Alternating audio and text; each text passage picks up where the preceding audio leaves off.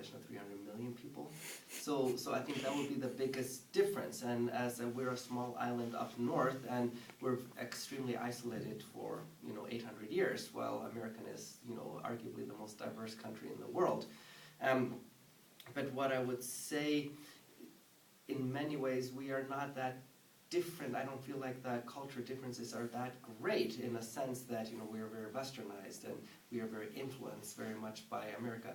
But the great difference is, of course, the language. And maybe since we are such a small country, everybody is so important. Of course, everybody's important in America, but like somehow there, if you are there are just not many people doing the same thing. So there's room for everybody, and there's a need for everybody, and so your voice is maybe more kind of directly heard. And what I've found actually working in America for the last 25 years, sometimes it's maybe harder or more intimidating to make it in America. So for instance, if you start a company, just starting a company in Indiana, that's already a monumental process. And if you want to expand that company then over to Iowa, that's hard, because it was hard enough to start in Indiana. But in a small country like Iceland, the degree of separation is only maybe 1 or 2 people. So if you have a successful company there, you have confidence. It's like, why not open an office in LA with no qualms? So that is maybe sort of the biggest difference what I found. And that definitely helped me as a musician growing up in Iceland, that I got so many opportunities there. So maybe then when I came here, even though competition is much greater in America, I had maybe a certain level of confidence just because I'd done it there and just thought that was normal. So I had the confidence to try to make it when I came here, if that makes sense. Yeah, that makes a lot of sense. And then another question that we had was, how can the music art, help change the world? Well, it's a huge question. Yeah. But it's a very important question right now, and it's actually something that in this classical music field is being asked all the time.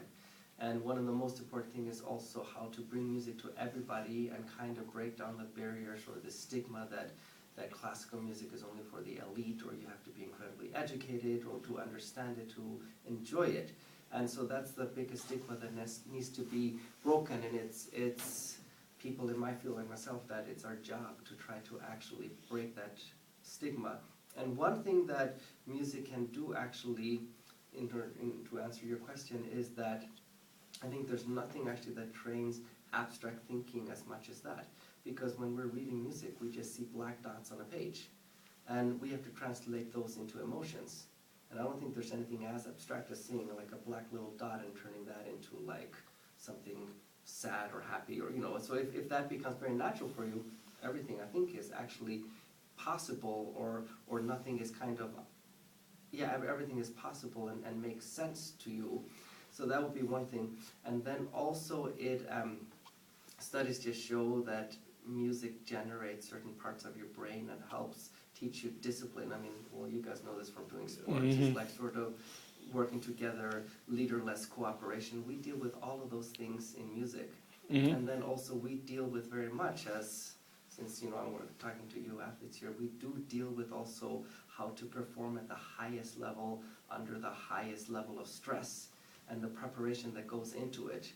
And we are extremely lucky that, while the music business is extremely cutthroat, extremely competitive,